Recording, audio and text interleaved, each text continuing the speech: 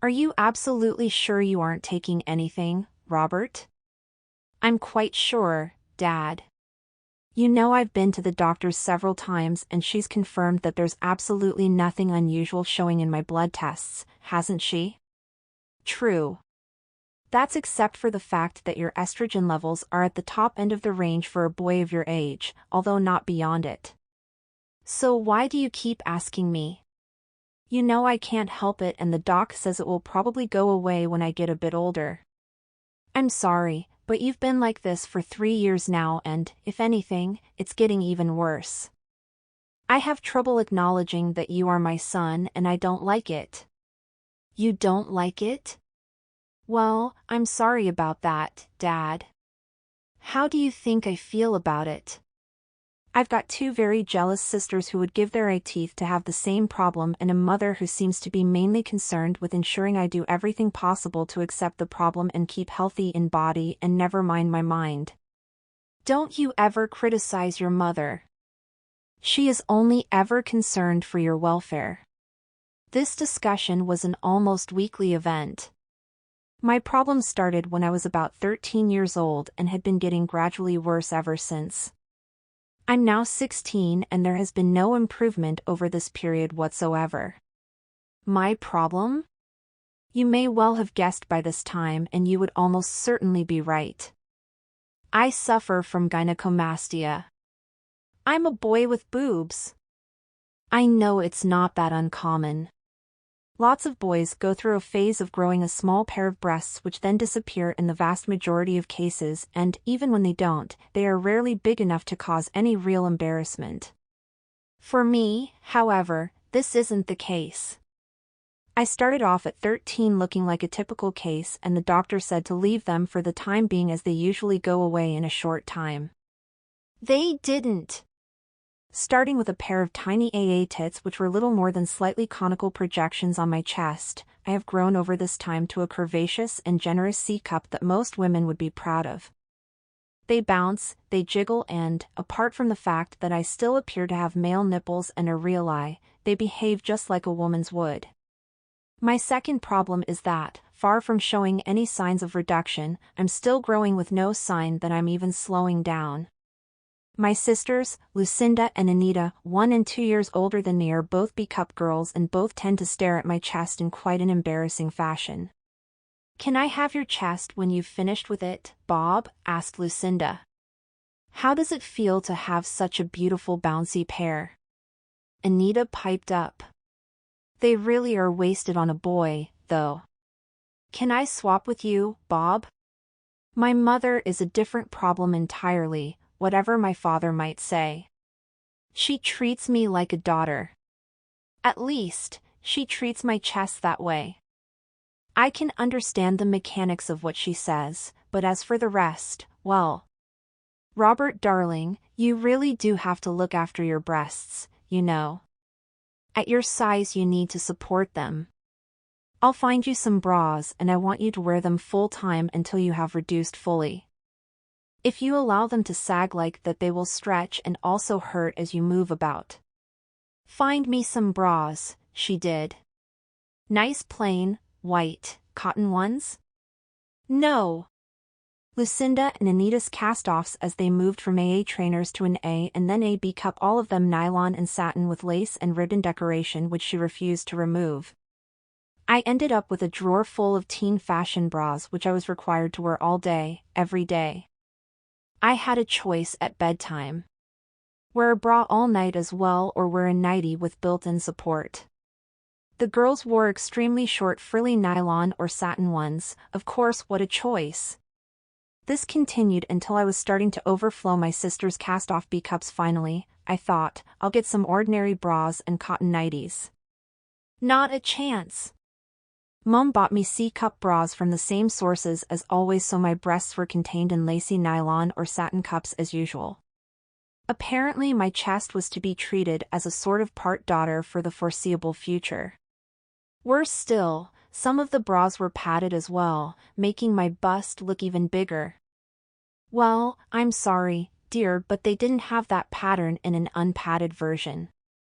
So why get that version at all? All I need is support and she goes all out to give me an extremely feminine-looking bust. I can't see what the problem is, Robert. It's not as if you were walking around in your underwear, is it? When anyone can see you, you are fully dressed and the fact that you wear fashionable bras can't be seen. I'd been taken out of school 2 years ago when my bust was beginning to cause problems, comments and bullying. I was now home tutored by my mother and a friend of the family who was a qualified teacher. Mrs. Taylor was a very nice lady who claimed she understood my problem and was happy to support me and my mother. Her support was worrying. I got the impression that, although she had been told what the problem was, she thought I was changing into a girl. She called me Bobby and spelled it that way whenever she marked written work. She was a knitter and occasionally, she would make me a present of a jumper or cardigan and they were always really feminine in character. The problem was that I more or less had to wear them on occasion when she was teaching me or she would start asking me if I didn't like the style or the color. Pink with a low front showing off my cleavage was certainly not what I wanted. Don't upset her, Robert. She is very helpful with your teaching and she and the family are the only ones who ever see it. My sisters saw it, of course, and were ready with some interesting comments. Oh my! Bobby! They had heard that too. What a beautiful décolletage. You really need a nice necklace to dangle down there. My father's face when he first saw it was a picture. Thunderclouds and an explosion seemed very close indeed until my mother took him aside and explained the situation in detail to him. After that, he simply wore a huge scowl whenever he saw a tailor-made jumper. When I finally achieved a C-cup, it wasn't just bras that she bought for me. She started to buy me sets for heaven's sakes. What are you doing, Mum? What do I want panties for? I'm a boy, remember. I know I'm a boy with a problem but downstairs is quite okay thank you. Give them to the girls. I'm sure they'll appreciate them. Oh! I suppose I could, but they are a lot bigger round the hips than you are so they really won't fit. They'll be far too small. I'll tell you what. Wear them with your nighties.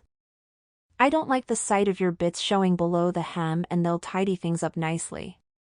Oh, great!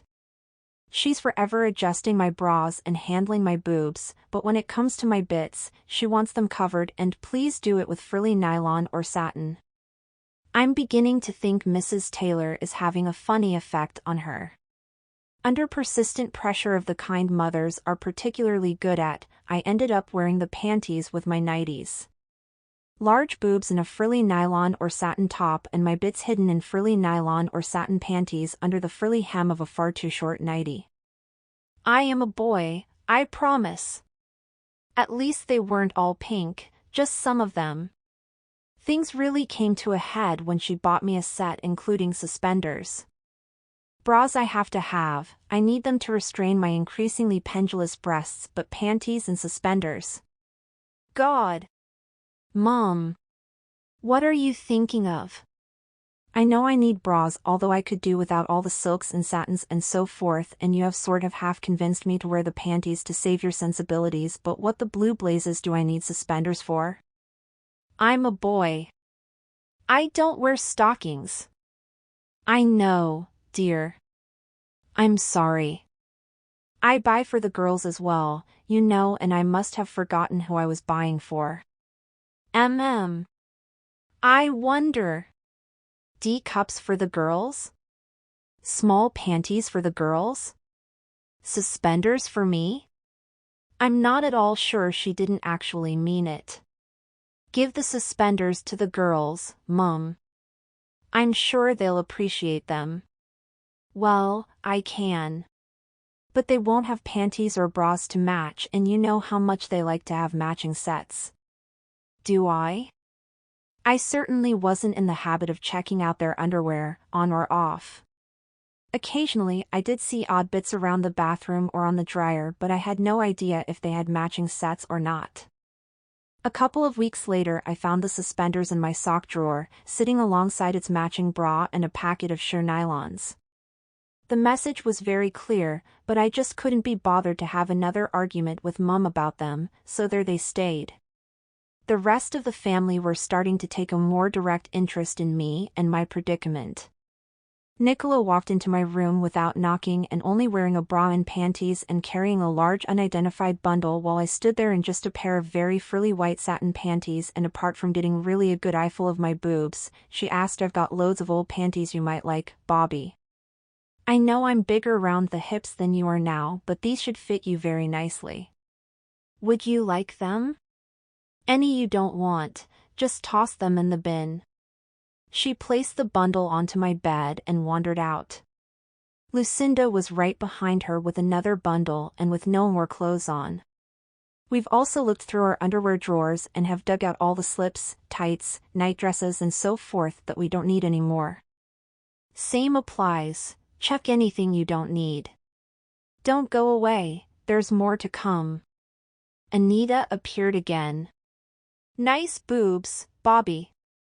Here's a box of shoes you can have, and I think Lucinda has a pile or two of clothes for you as well. Lucinda duly obliged with arms full of skirts, blouses, jumpers, dresses and a pair of high-heeled boots. She walked up to the bed and placed them alongside the other deliveries before walking up to me and planting a lipstick-covered kiss on both boobs. They are nice, aren't they? I nearly fainted. Mom then walked in. Put a bra on, dear. You really don't want your breasts to sag, do you?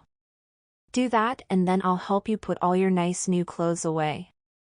I was still having regular visits to the doctors and she, it had to be, didn't it, was still of the opinion that I should be left to grow as premature removal might have adverse effects, so she said. I wondered if she was one of the weirdos who liked turning boys into girls or if she just wanted to use me to produce her grand paper which would put her on the world stage. My parents swore by her, so there was no chance of another doctor having a say.